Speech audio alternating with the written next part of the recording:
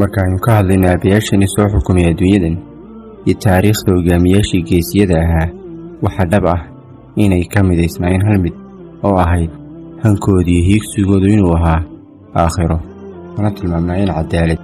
hadafka keliya u taagnaayeen inuu ahaa sii xoojinta dowladda islaamku lahayd iyo gaadhsiinta dacwadda meel aanay hore u gaadhin.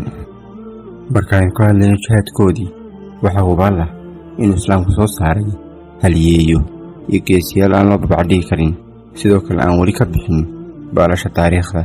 haliyeeyo ku qori dhiigooda inay diintani tahay mid sii jiri doonta, siina waari doonta. laakiin markaaynu ka hadlayno cadaaladdoodii iyo ka dheeraanta ay ka dheeraayeen adduunyada, waxaa jira hogaamiyaal fara ku tiris ah ku tilmaamnaa sifadaas, sida Cumar bin Cabdilcasiis. waxa uu talada maamul hayay 2 sano iyo badh, waxaana lagu tiriyaa muddadaas inay ahayd muddadii ugu barwaaqada iyo cadaaladda badnayd ee ay muslimiintu arkaan wixii ka dambeeyey xilligii nebiga iyo khulafadii 4 ahaa. allaha ka raali noqdee. muddo dadka iska daayey dugaagga duurjoogta ahi iyo xoolaha la dhaqdo ay isku agnoolaadeen iyadoo aanu midna midka kale ka baqayn. ma dhicin muddada 2 sano ah inuu gaadho qof muslim ahi hodantinimo meesha laga gaadhay. waxaa la waayey qof si ka qaata. waxa uu ahaa hogaamiye maalintii uu dhintay ay xitaa murugoodeen boqorradii gaalada ee cadaawaddu kala dhexaysay muslimiinta.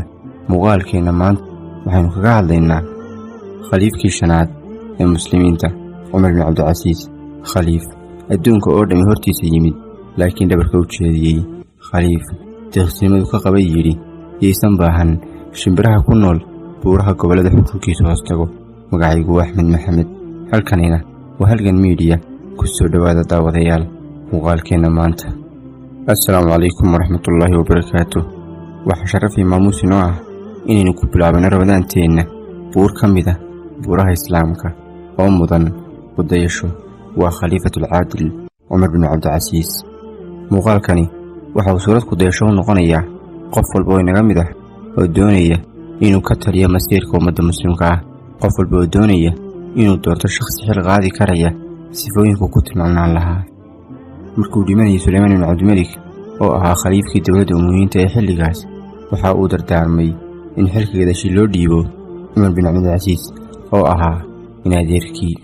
Suleymaan iskama dooran inuu yahay inadeerkii oo keliya, balse wuxuu ka arkay calaamado tusiyey inuu yahay hogaamiye u qalma mas-uuliyaddaas baaxadda weyn. inaad madaxweyne ka noqotid dowlad sida dowladda umuwiyiinta oo kale waxay u dhigantaa inaad haysid mas-uuliyad dhul uu badkiisu yahay 15 milyan oo kilomitir oo isku weeran.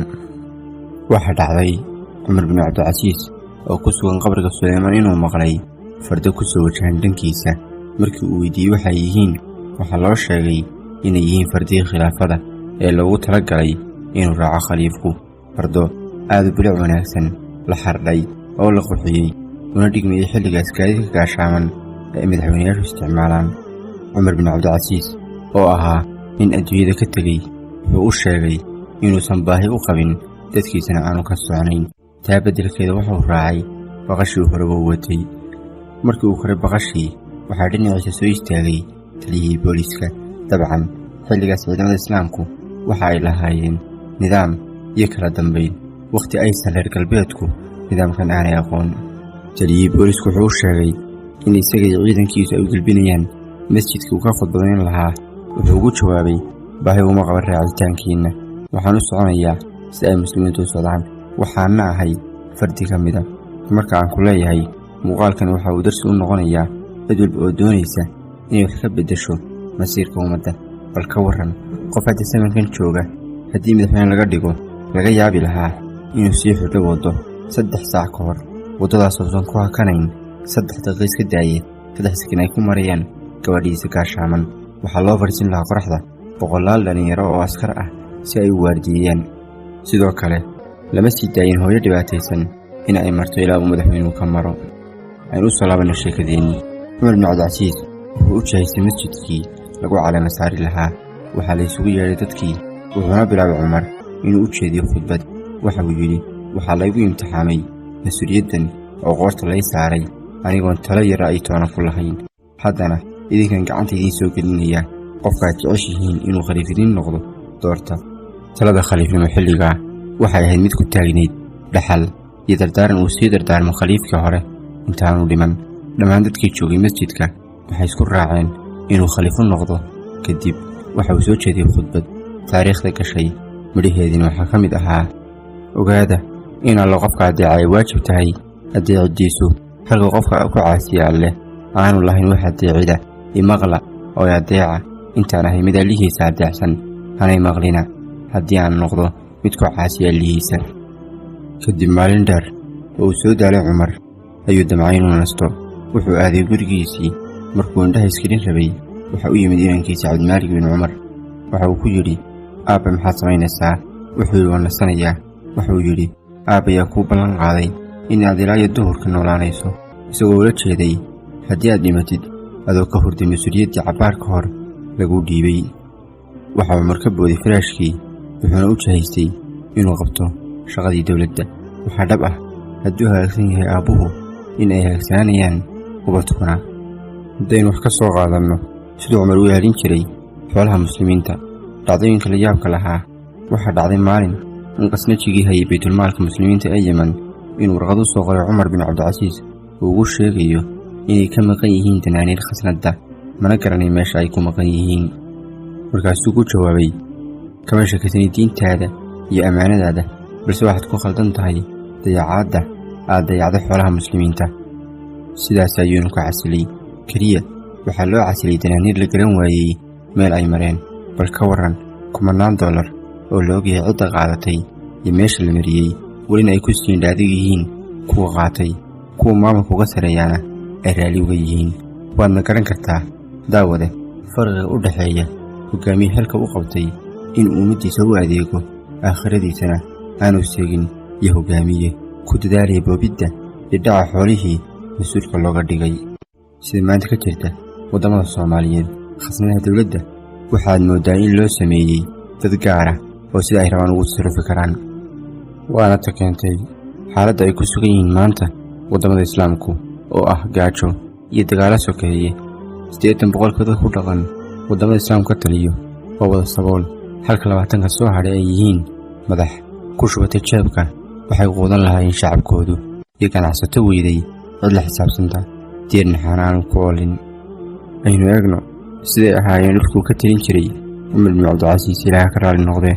Cumar wuxuu dadaal dheer ku galay in aanay dhicin inuu gaajado qof ku nool dhulkuu ka talinayay. heer la gaadhay sadaqada iyo sakada inay dadku baadi goobaan cid qaadata.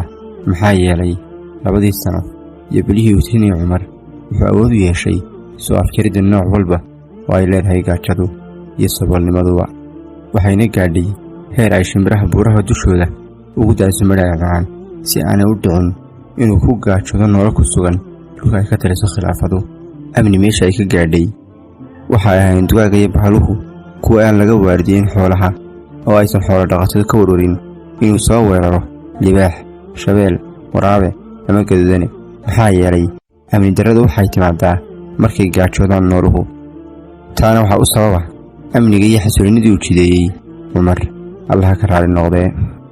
sidoo kale waxaa jirtay inuu Cumar ka sameeyay dhammaan deegaanadii iyo goobihii hoos imaanayay hoteello bilaasha oo u adeega dadka safarka ah. qofka gaadiidka wata wuxuu seexan jiray hoteelladaas 2 maalin iyo habeen, cuntadiisa iyo jiifkiisuna bilaash yihiin, halka qofka bilaa gaadiidka ahi uu lahaa 2 maalmood iyo 2 habeen oo saynu soo sheegnay bilaash ah. marka ay dhammaatana waxaa la siin jiray saad ama sahay uu waddada ku sii maro. dhammaan adeegyada aynu ka soo hadalnay waa bilaash. lacagaha iyo kharashaadka ku baxayaana ma ahayn lacag laga soo xareeyey cashuur laga soo qaaday hooyo u kalaada suuqa maalinna qadda maalinna qudata, balse waxay ahayd sakada ay bixin jireen dadka hodanka ah iyo lacagihii laga qaadi jiray dowladihii gaalada ahaa, lacagta loo yaqaan jizyada bixin jiray. haddaynu damacno inaan ka sheekayno haliyada islaamka iyo hogaamiyayaashii ku xardhay dhiigooda una horay diinta nafahooda, waxaa hubaal ah inaynaan hal muuqaal ama 2 aynaan kaga ganyoonayn. waxaan ku soo gabagabaynaya hal dhacdo oo ku tusaysa sida loo tabay maalintuu Cumar dhintay, allah u naxariistee. islaan ku noolad baadiyaha fog ayaa waxa ay tidhi: maanta ayuu Cumar dhintay. waana runteed. waxaa la weydiiyey sidaad ku garatay.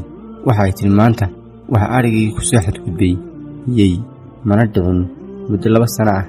inuu ku soo xadgudbo. haddii uu ku qanciyo muuqaalku ha ilaawin inaad like saartid lana wadaagtid asxaabtaada. haddaad nagu cusub tahayna subscribe saar oo ka mid noqo asxaabta ku xiran channelkan. mahadsanidin. wassalaamu calaykum waraxmatullaahi wabarakaatuh.